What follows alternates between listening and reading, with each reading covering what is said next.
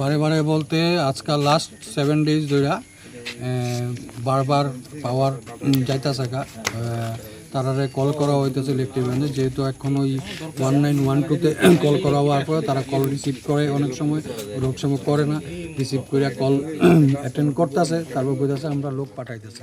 যথারীতি তারা তৎক্ষণাৎ না পারুক কিছুক্ষণ পরে লোক পাঠাইতেছে, পাঠাইলে পরে তারা যারা আইতেছে আয়া ঠিক করতেছে, কিছুক্ষণ যাওয়ার পরে এইটা রেডি হইয়া এটা ফায়ার হইতেছে, ফায়ার হইয়া পুরা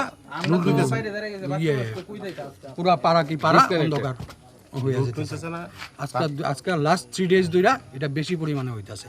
এবং এই যে সমস্যাটা, এই সমস্যাটা আমরা দীর্ঘদিনের, আমরা ইলেকট্রিক ডিপার্টমেন্টের যারা আয়ে তারা কোয়া হয়, তারপর তারা কইতেছে এখানে আমরা সেই পরিমাণে আমরা কাছে সাপ্লাই নাই। প্রত্যেক বছরের সামার সিচুয়েশনের এই প্রবলেম, সেমই প্রবলেম প্রত্যেক বছরের সামার সিচুয়েশনের সেম প্রবলেম থাকে। তারা জানে এদিকে প্রত্যেকটা বাড়িতে এসি প্রবলেম কিছু আছে, বাট তারা তারপরেও লোড বাড়ায় না, তার ঠিক করে না, মেনটেনেন্স নাই। পুরান ট্রান্সফরমার এখানে আইন না সেটা অন্য কান থেকে এখানে আইন না সেটা জমা দেয়, বাট এটার কোনো মানে নাই না। তারা জানে প্রত্যেকের বাড়িতে এসি আছে, তাহলে নতুন ট্রান্সফরমার কিনলে তারা অ্যাপয়েন্ট করে না কেন? প্লাস